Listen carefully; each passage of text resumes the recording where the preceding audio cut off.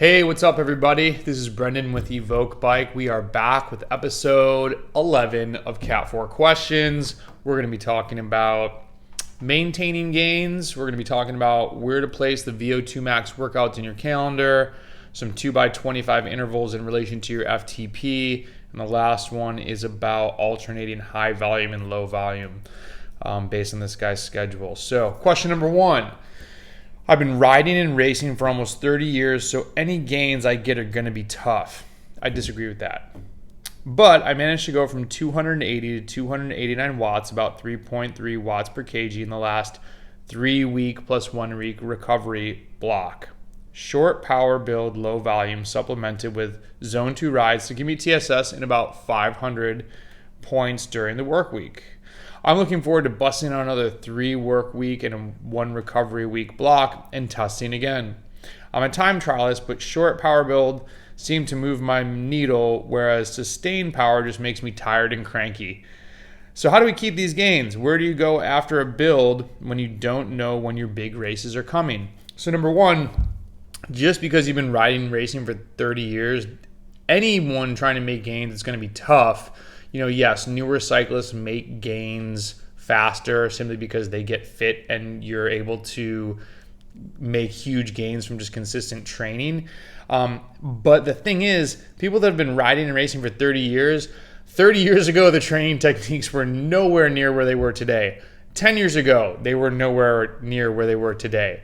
3 years ago, we've tweaked and changed things a lot. So I've only been riding and racing for 12 years now, I want to say, seriously, and maybe 10 years of like 10,000 miles about each year, I want to say. Maybe a couple less than that.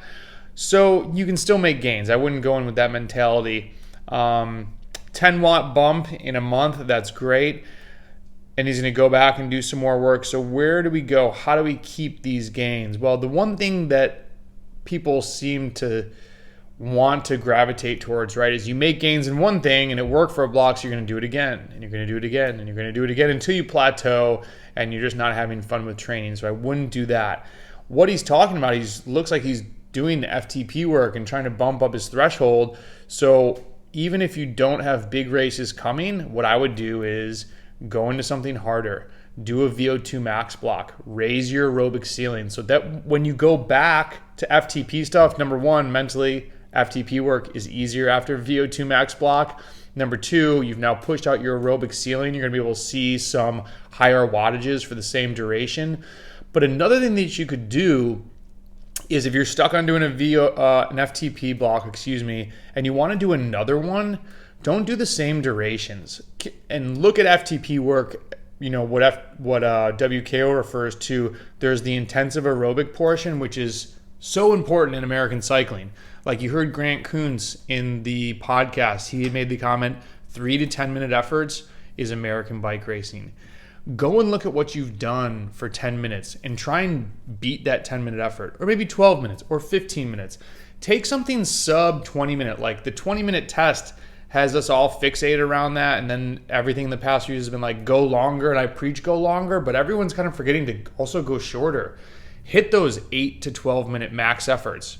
Test your capacity. Like there's a ton of different ways to work FTP threshold type stuff without just banging out 20 or 25 minute intervals, which are good, but don't do the same thing over and over again. So my first recommendation, go do a VO2Max block and come back and do FTP. Even if there's no races, you can still make gains there, and that's going to leave you better off down the road as a cyclist. But I can't remember when this question came in. At this point of the year, it is October 21st that I'm recording this.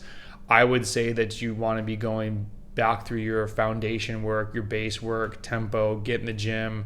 I think this question might be a couple months old. So anyways, that's question number one. Number two, is it okay to do VO2Max the day after a long ride or the day before? Or should I space them out as much as possible? So personally, I would do the VO2 max before the long ride, because the long ride's mostly going to be endurance work unless you're doing some big kitchen sink effort for a massive race and you're a Cat 1 and you're looking to get like a ton of training load in one ride. Usually it is assumed that the long ride is going to be pure endurance. You're trying to stay out of zone 1. You're really focusing on aerobic work.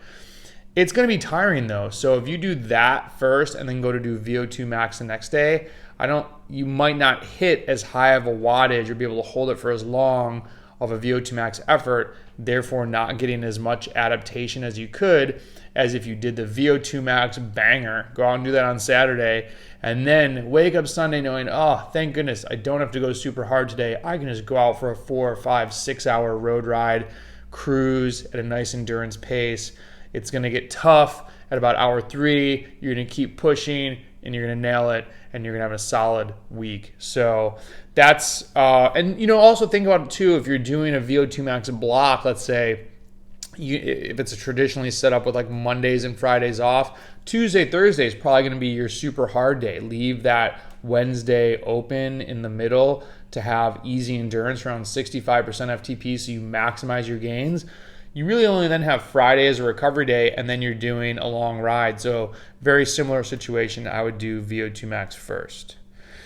Question number 3. I just started outside training in the last few weeks, and today I did a 2x25 minute interval at 240 watts, and my FTP is 245. So it's about 95%. Should I increase the time of these intervals or maybe do more intervals and increase the intensity? Let me know. So I really like 25-minute intervals. I really like 30-minute intervals. I like 20-minute intervals. Those are good. I really like seeing if athletes can do, the first one at 100%-ish, plus or minus, the second one the same. This question though asks, like, what are we working? Are we working capacity? Are you just trying to set a new max watts to then set zones? Like, where are we really going with this? The basic way I would re-ask his question is, okay, so there's a duration component. Do I want to go longer? Should I try and do this for 40 minutes? Yeah, you should. Should I try and go harder? Should I try and, do 2 by 30 minutes at a higher wattage than 240? Yeah, I think you want to be doing 105% of 245 for like at least 20 minutes if you can.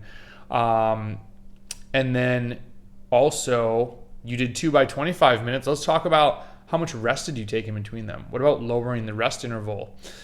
And the fourth one that you guys know I love, what about doing that 2 by 25? If you're a Cat 1 or 2, don't do it in the beginning of the ride. What about adding these on Saturday and doing this later in the ride? So, go out and ride and get 2,000 kJs in your legs and then attempt them and see where you're going. So there's a lot of ways. The one thing that I would say that you don't want to do, don't go back and do 2 by 25 at 240 watts because you're not going to get any faster from that, right? So change something up. It's really hard for me to give you a recommendation of only that, but also to tie this into the previous question, don't forget, go do 10-minute intervals at 105%. Maybe you can even do them a little bit harder. Really start to push the envelope because I think we see numbers that are, if it's supposed to be an FTP interval, I shouldn't go over 105%. Well, if you can, you might get an FTP bump that way. It's all related. There's no the zones, they blend. It's a big fluid thing. So test different durations, ride at different durations. Sorry that answer is really just a bunch more questions for you, but that's how you really want to think about this. What's your goal? Why are you doing 2 by 25? And then we can go from there. Question number 4. I was wondering if there is any benefit from doing high volume one week and low volume the next.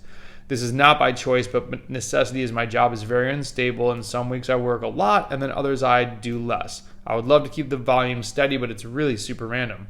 Am I better off just doing low volume consistently or throwing in some long rides when I have time? Do I lose adaptations if I change the training too much?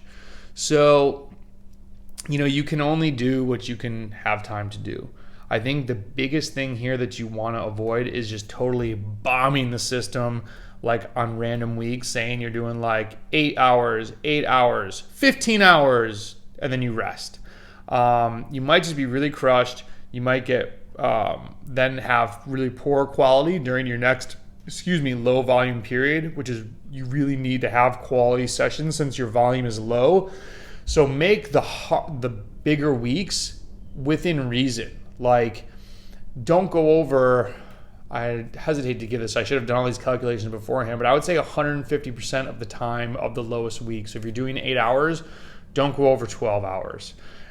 Make them consistent sessions, and you don't have to just be riding endurance during those sessions if we're talking about like during your race period. So, go do an 8-hour week where that might mean, a 2-hour ride, an hour ride, and then two 2-hour rides. That's 8 hours, 5 days during that week. And then the next week when you have more time, you're going to add on 4 hours somewhere. I would avoid doing a 7-hour ride, but make a couple rides 3 hours and a 2-hour ride. You know what I mean? So just avoid doing too much. When you do that, you're not actually absorbing that training. It's just making you really tired. Your next session is going to suffer. So you're always within a bandwidth of how much you want to do and how much you don't want to do. You can look at it a different way. Like if you're riding 20 hours a week, your rest week is going to be a lot of hours compared to someone else's rest week who's only riding 8 hours. So just always remember, it's a sliding scale, and we stay within that. The random big rides, they are fun though too. Just it can leave you with an overuse injury. Your body's just not used to that, so just be careful with that. All right, Cat 4 questions number 11. That's in the books. Thank you. Email me your questions, Brendan at Evoke Bike. Don't forget to check out the blog on Lactigo. Everyone is PRing. That stuff is insane. And talk to you later. See ya.